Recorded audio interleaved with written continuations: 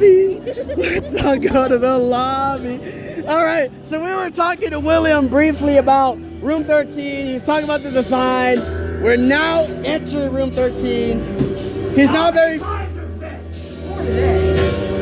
So, I want the devil's elixir. I want the devil's elixir.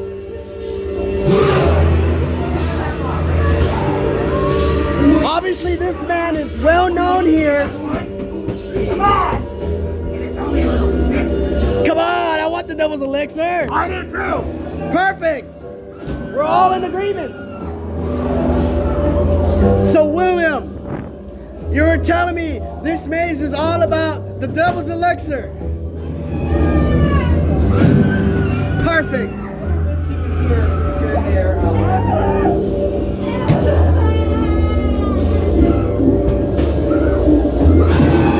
Now, where's my friend Christopher? Christopher, where are you? Oh, you're not Christopher. Oh, you're not Christopher either. Christopher!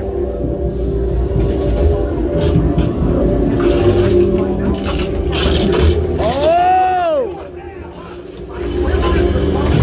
So, this is a pretty large scene right here. There's a couple spots. We'll be through their radios. This gives you a fair amount of backstory. That's why I want you to know what to sell.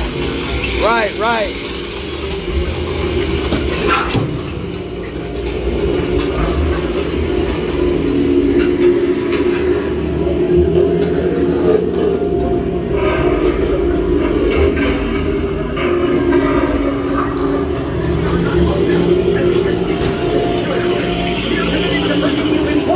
On this story, as this evening's events continue to evolve. You're listening to Memory Lane Broadcasting Studios. Search and report. Avoid Aldrin. Well, that's an Easter egg too. They just said Memory Lane, which is regularly, that's what Goring 20s is regularly called. We have another slasher in here, but we're not in Cinema Slasher. We're in room 13. Listen on that radio. Yeah. Not only is there this elixir being made inside room 13, Right. but the radio tells us that it is deep into a water supply, and that's why everybody, not just people in the hotel,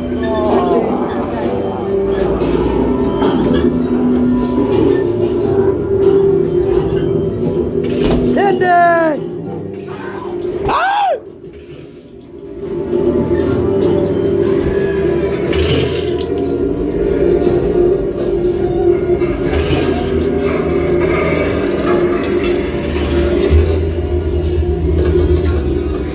Oh my God!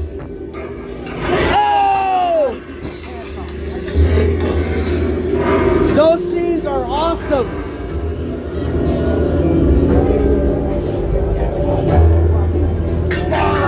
Oh! Christopher!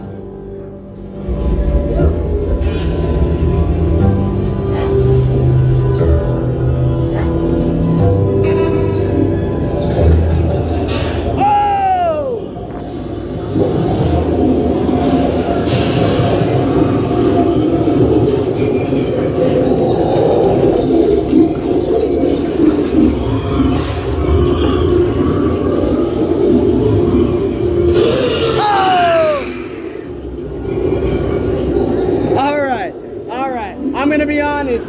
You got cut off when you said I was interested when you were talking about the radio part. So can you repeat that part again? You got cut off. There's a couple scenes where they have those radios playing, and if you're listening on that radio broadcast, it might take you a couple walkthroughs to be able to hear all of it. But it's a newscast saying that there's something unusual in the Archive Hotel that's creating some sort of toxin in the water supply. Right. And that's getting into the water supply for all of the town of Memory Lane.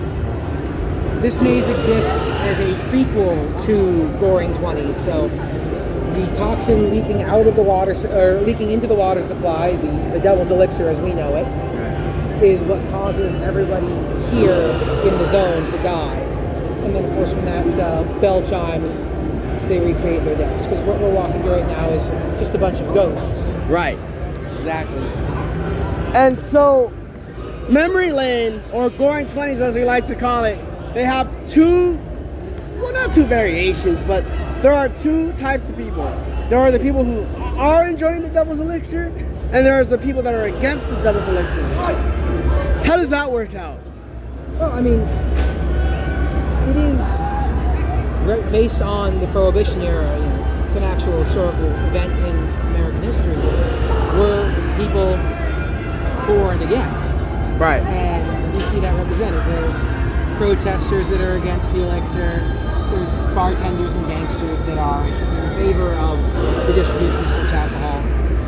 But the twist here, as we've seen, is that even the people in this town that were against such spirits are affected because it leaked into the water supply somewhere in the Argive Hotel. How does this maze work with this area? I know this area was recently renovated for Berry Tales and Iron Reef, but now is it condensed for the maze, or what is? And starting up, so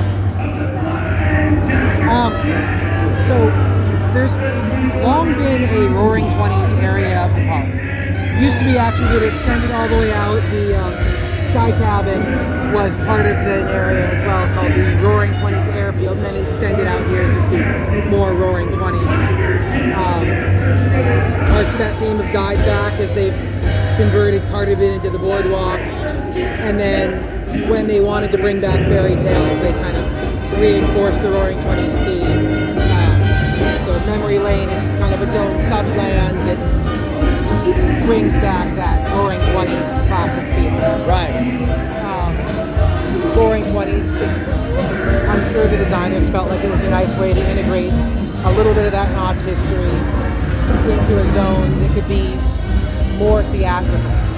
A lot of the other zones, the monsters can't really talk too much. Here, the monsters are all characters. They're all people living in this town. It's sort of like a light version of Ghost Town Alive, where you can interact with them and they have little stories and whatnot going on. Correct. Not quite to the same extent as that, but a similar kind of idea. Actually, for the first year or two, a fair number of the actors in this zone were Ghost Town Alive actors as well.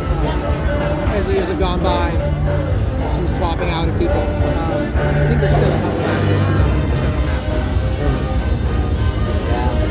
on So, I do want to take a walk on the boardwalk here, because this is such an interesting zone. This is a beloved zone. It's been here for many, many years. It's with Ghost Town as one of the most long-running scare zones. And, you know, a lot of people, a lot of new people, not a lot of the older folks, because they already know the history, but a lot of the new people would definitely like to know what this zone is about. Why? How is it tied into the Sarah Marshall curse? There's some monsters I interviewed, and they've told us how they are connected to the Sarah Marshall curse. But overall, what is this zone about? What is Carnival in its outside shell without, you know, monster stories? Well, okay, so functionally, clowns are a common fear, and one of the things that works really well for an event like this is good things twisted and turned evil. If you look at a lot of venues throughout the park's history, they've relied on that same concept of nice things and seeing the naughty side of them, right? Right. So clowns being murderous and chaotic is a classic kind of subversion that plays into a lot of people's fears, right? Yeah. This zone, as you've mentioned, just existed for a very long time and has been through a large number of revamps and reimaginings over the years. If you look, the color palettes that all the monsters here have are very distinct now. Right. There's a bright red on everybody, and then grays and kind of brown earthy tones as well. Right. But there's no blues and yellows and stuff like that. It's just earth tone, brownish grays, and a bright red, right? Right. This is because they're trying to bring about the feel of kind of a modernized twist on more of a Depression era surface. So brownish gray colors are supposed to kind of invoke like a sepia tone photographs and things like that. Right. Bring you back to thinking about a more classic, older style. Right. But then the bright red being the subversion that modernizes it and keeps it in the present.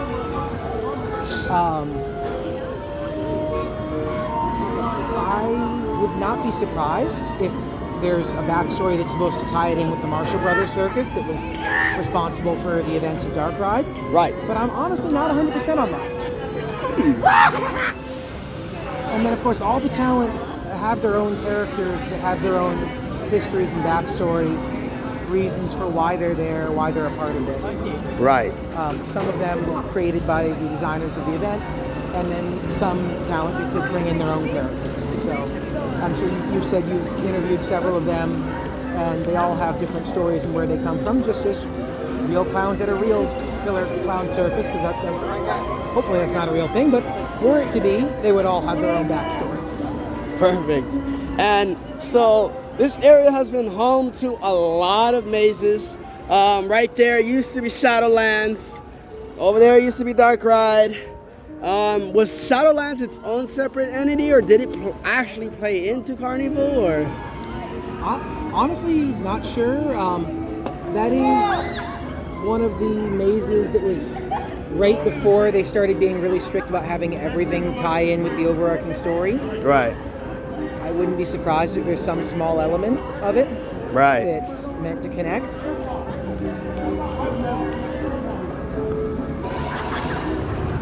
Oh, here comes a creepy creature. There are so many things that are in pain at this current moment in time, but we just let it be. We let it go because we let the pain fuel us. We fuel ourselves with the pain. The pain is what we need. The pain is what we keep on doing. The pain is what we keep doing. And a lot of these clowns, as we just witnessed there, they're going through their own personal pain, their own traumas, their own, sad little backstories. We don't know all the origins of these characters. We know some of them based off interviews I've saw. But I'm gonna ask you a hypothetical question. Okay. Say you're in this area. Yep. And I know how you feel about playing a clown because you play a clown in Dark Ride. Yep. And so if you had that chance to have a speaking clown role, what would your clown, what would your story be? What is your pain? What's your trauma in this area? I mean, it would really depend on the role I was presented with. I can't really give a distinct answer. Part of it's, what do I look like? What do I act like? What kind of things do I enjoy? I'll say that I think a good clown character can play both the funny aspect and the scary aspect.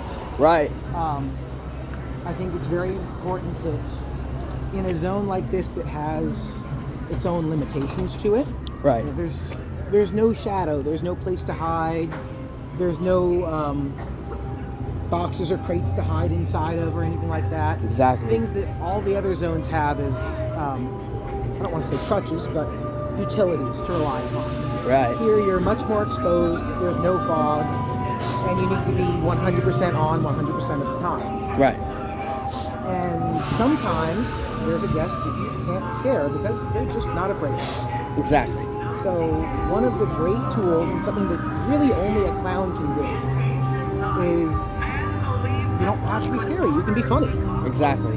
And when you do something funny to one person, and there's another person standing behind them, well, the first person who saw something funny and got something funny makes the person behind them think, oh, this guy's a funny clown, not a scary clown. Right. Which sets you up for a great scare right after. So the great thing about a clown is that you are high energy bouncing between different statuses of funny, scary. Right. Former corner of this thrilling sideshow. Now, Makes me think if I were to do a character, which Right. again, I don't know, maybe I will at some point, but if I were to, it would be something that has a reason for that kind of manic switching between personalities. perfect. And I just kind of meander us over towards Mesmer. Right up. Yeah. So I was gonna ask you why before we enter this maze. This is Mesmer, third year here. What is the short backstory of this maze before we enter and we can't hear you? Let's just get drawn in and we'll talk after. All right. There we got another bearded lady. And we're out to enter Mesmer. Oh, Lucinda's out and ready about. Okay. Welcome to the afterlife. And the inner. This body is so negative as a canvas. A demonstrated man regurgitator, thus challenged to swallow a bulging spider egg sac. Now the spiders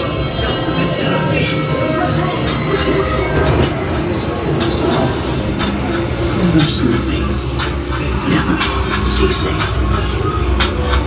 Doris quit as she discovered that the best music comes Oh from no! oneself. Music is the key to the soul, delivering you to your body. Nothing is real. The darkness is Lucinda! You are within the serpent's grasp. Your bones are cracking as you slowly slide.